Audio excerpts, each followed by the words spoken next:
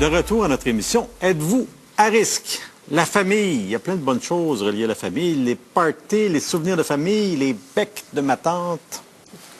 Des souvenirs qui, des fois, se transmettent de génération en génération, mais il y a aussi des maladies qui se transmettent. Ça intrigue Geneviève. Bonjour les docteurs, ma mère et ma grand-mère ont souffert d'emphysème. Suis-je à risque, moi aussi? Geneviève de Saint-Lambert. Bien, merci Geneviève. Pour vous répondre, on reçoit le docteur Mathieu Simon, qui est pneumologue intensiviste, qui est chef des soins intensifs à l'Institut universitaire de cardiologie et de pneumologie de Québec. Bonjour Mathieu. Bonjour Alain. Donc Mathieu, qu'est-ce que l'emphysème? C'est ce qui inquiète Geneviève. Alors, l'emphysème, Chantal, c'est une maladie très commune. Ça touche près de 7% de la population. Et ce que ça fait, c'est que ça détruit très lentement, mais de façon très efficace, le poumon. Et les petites alvéoles qui nous servent à respirer, on en a 3 millions de chaque côté, finissent par se coalescer, se regrouper et devenir d'énormes bulles qui ne sont plus fonctionnelles. Les patients sont à bout de souffle, ils sont très gonflés de leur respiration, ils sont plus capables d'expirer. Et bien sûr, ça nuit énormément à leur qualité de vie, à leur capacité à faire de l'exercice, à leur capacité à se tenir en forme face aux autres maladies que la cigarette apporte. Ouais. On a d'ailleurs une image de radiographie. Hein? On a une radiographie normale. Oui, alors sur la gauche, vous avez une radiographie qui est complètement normale. Puis à droite, on a une radiographie. Puis tu parlais des deux éléments, la bulle, qu'on identifie dans le haut à droite, puis tu disais sont gonflés. Ils ne sont pas obèses, sont gonflés d'air. Non, c'est ça, ils sont pas obèses, ils sont obèses de leurs poumons. Ouais, ils ont trop d'air. Et puis effectivement, leur problème n'est pas tant d'inspirer, mais c'est de ressortir l'air avant la prochaine inspiration. Vous pouvez imaginer gonfler votre poumon, prenez une grande inspiration, puis essayez d'en prendre une autre par-dessus.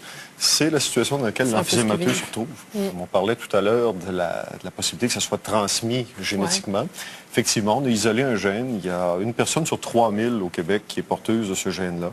C'est la deuxième maladie génétiquement transmissible la plus fréquente après la fibrose kystique du pancréas. Mais vous comprendrez que s'il y a 7% de la population du Québec, il y a juste un patient sur 3000 qui souffre de cette maladie génétique. Le facteur de risque principal, c'est la cigarette. Donc, c'est le tabac. C'est ça. C'est la cause principale des patients qu'on voit régulièrement dans notre pratique. Tout à fait. 99% des emphysémateux ont fumé en abondance. Donc, si la mère et la grand-mère de Geneviève ont la maladie, c'est peut-être parce que le facteur héréditaire, mais c'est peut-être aussi parce que les habitudes de vie se sont transmises de génération en génération. Les familles transmettent beaucoup plus de comment être que de problèmes génétiques, effectivement. Et si on n'a pas appris à faire du sport étant jeune, si on a toléré le tabac, si on a vu son père, sa grand-mère fumer, bien, on va être plus à risque de fumer soi-même. Puis comment on traite l'emphysème? Le premier traitement est le plus simple, puis on traite pas uniquement l'emphysème en même temps, on arrête de fumer. Bon, c'est pas si simple que ça. Oui, c'est ça. Mettons pour ceux qui ont déjà fumé, c'est peut-être pas très simple, Mm-hmm. mais c'est une maladie, l'accoutumance au tabac, et on a des traitements maintenant pour ça. Une fois que le tabac est arrêté, puis même si on ne peut pas briser cette habitude-là, on a des bronchodilatateurs, d'autres médicaments en aérosol qu'on utilise. Donc les fameuses pompes qu'on voit souvent les gens utiliser. Ça permet d'améliorer la qualité de vie des patients. Mais ce qui est vicieux, c'est que le patient emphysémateux ou le patient porteur de bronchite chronique va consulter en moyenne son médecin quand il lui reste 40% de son poumon.